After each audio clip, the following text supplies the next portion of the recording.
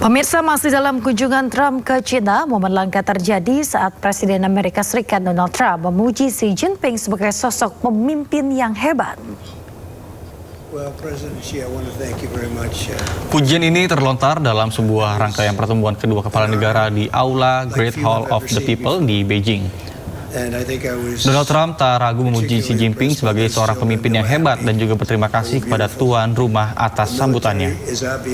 Tak ayal, sikap lunak pemimpin negeri Paman Sam ini menyita perhatian publik, mengingat hubungan Washington dan Beijing kerap tak sejalan. Kunjungan Trump ke China berlangsung pada 15 sampai dengan 15 Mei, kini menandai kunjungan kenegaraan keduanya ke negara tersebut dan juga pertama bagi seorang Presiden Amerika Serikat sejak tahun 2017. Such respect for China, the job you've done. You're a great leader. I say it to everybody, you're a great leader. Sometimes people don't like me saying it, but I say it anyway because it's true. I only say Pemirsa, di balik jabat erat tangan kedua pemimpin, Presiden Xi Jinping rupanya sempat menyampaikan kata-kata tegas kepada Presiden Trump. Hal tersebut berkenaan dengan isu Taiwan. Ketika wartawan bertanya bagaimana hasil pembicaraan tersebut, Trump hanya menjawab semuanya berjalan luar biasa. Trump pun menambahkan, China adalah negara yang indah dan juga menakjubkan. Baik Trump maupun Xi sama-sama mengabaikan pertanyaan tentang pembahasan soal Taiwan.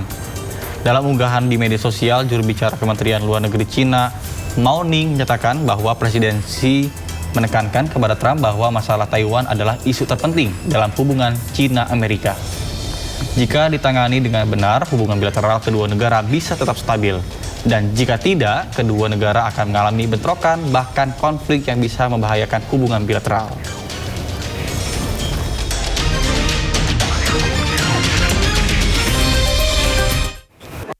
Pemirsa, polisi menangkap ibu kandung dari bayi yang ditemukan tewas dalam lemari kamar kos di Tegal, Jawa Tengah. Setelah berpindah tempat, wanita itu ditangkap di gerbang tol Brebes Timur.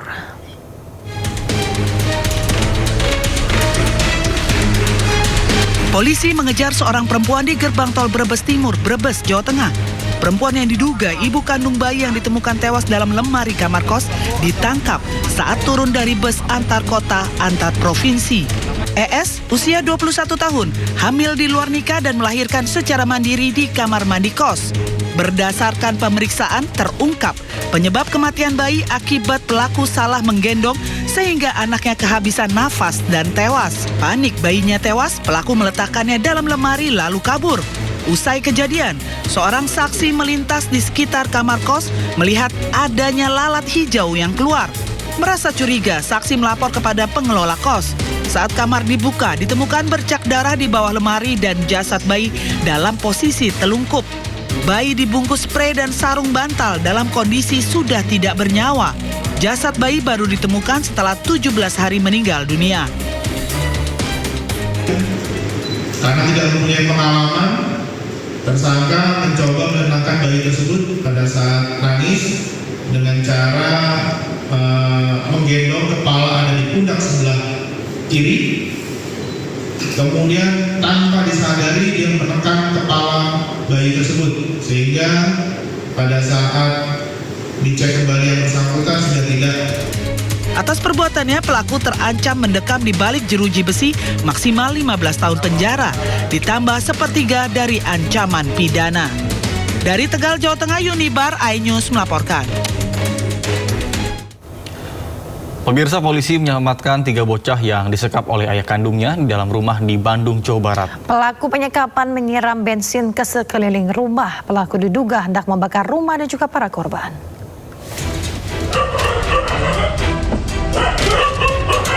Petugas mengevakuasi 3 bocah yang diduga disekap oleh ayah kandungnya di sebuah rumah di Jalan Lembah Nendet, Kota Bandung, Jawa Barat.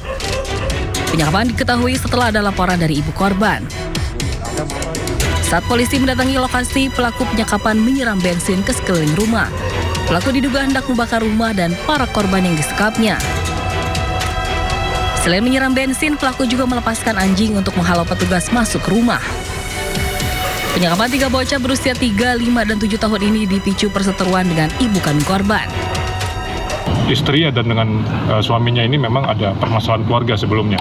ya, sehingga kami akan meneliti lebih lanjut permasalahan apa yang memang terjadi di antara kedua belah pihak, karena memang indikasinya ada permasalahan keluarga, ya, apakah itu karena ekonomi, ya, atau mungkin ada hal-hal lain yang ini yang menjadi concern kami. Polisi mengejar pelaku penyekapan yang kabur dan menyelidiki penyebab dugaan penyekapan anak ini. Dari Bandung, Jawa Barat, Jupita Miliana, iNews melaporkan. Pemirsa, puluhan biduan dangdut di Surabaya menjadi korban dugaan penipuan arisan bodong dengan total kerugian mencapai 1,8 miliar rupiah. Merasa menjadi korban penipuan, para biduan mendatangi rumah Wakil Wali Kota Surabaya Armuji untuk mencari perlindungan dan meminta bantuan penyelesaian kasus tersebut.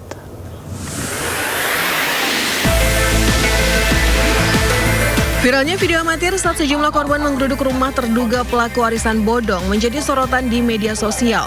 Puluhan biduan dangdut yang mengaku menjadi korban penipuan kemudian mendatangi rumah Wakil Wali Kota Surabaya Armuji. Mereka berharap pemerintah Kota Surabaya dapat membantu menjembatani penyelesaian masalah sambil menunggu itikat baik terduga pelaku berinisial N, warga Sememi Surabaya, untuk mengembalikan uang para korban. Dalam kasus ini, para korban mengaku memiliki bukti berupa tangkapan layar pesan singkat serta bukti transfer dana kepada terduga pelaku. Total kerugian puluhan korban disebut mencapai 1,8 miliar rupiah. Korban berasal dari berbagai daerah, mulai dari Surabaya, Mojokerto, Sidoarjo, hingga Gresik. Mereka mengaku tergiur dengan tawaran arisan berkedok investasi yang menjanjikan keuntungan besar dalam waktu singkat. Uangku 40 juta itu masuk, itu aku nitipnya itu pertama kali itu 1 juta itu dapat keuntungannya 1.150.000 sampai 1.200.000. Nah itu nitipnya nggak langsung 40 juta. Jadi semisal hari ini dia buka get 1 juta ada 3 slot, sama 3 juta ada 3 slot gitu kan. Jadi tak ambil semua. Jadi totalnya 12 juta, hari ini 12 juta. Besok dia buka lagi, seperti itu lagi. Sampai akhirnya uangnya anak-anak ini masuk sampai sebanyak itu. Ini sebelum di awal itu arisan apa sih? Produk yang ini bentuknya apa? Ya. Awalnya iya. Bilangnya sih jual beli arisan biasa. Itu ada orang yang jual beneran. Tapi ternyata yang nggak ada yang jual sama sekali. Korban menyebut terduga pelaku mulai sulit dihubungi setelah masa kontrak profit selama 3 bulan berakhir sejak Februari hingga April 2026. Menyikapi kasus ini, Wakil Wali Kota Surabaya Armuji menghimbau masyarakat agar tidak mudah tergiur dengan iming-iming keuntungan besar dalam waktu singkat. Mengedukasi semua warga Surabaya, ojo gampang tergiur dengan model-model janji palsu ini. Dia mendapat kepercayaan dari konsumen. Ya, memang modelnya gitu. Semuanya model gitu, orang mau nipu itu. Awalnya lancar, nggak tahu lancarnya berjalan setengah tahun atau 6 bulan atau 7 bulan, supaya pesertanya banyak. Semua customer konsumennya dipengaruhi semua, baik itu melalui medsos maupun melalui teman-temannya, supaya itu lancar kok tularin ngomong. Tapi begitu yang dapat banyak korban, itu masalah. Sementara itu, para korban memberikan batas waktu hingga tanggal 17 Mei 2026 kepada terduga pelaku untuk mengembalikan uang mereka.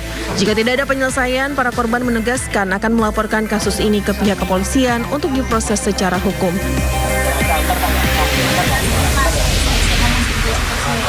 Ini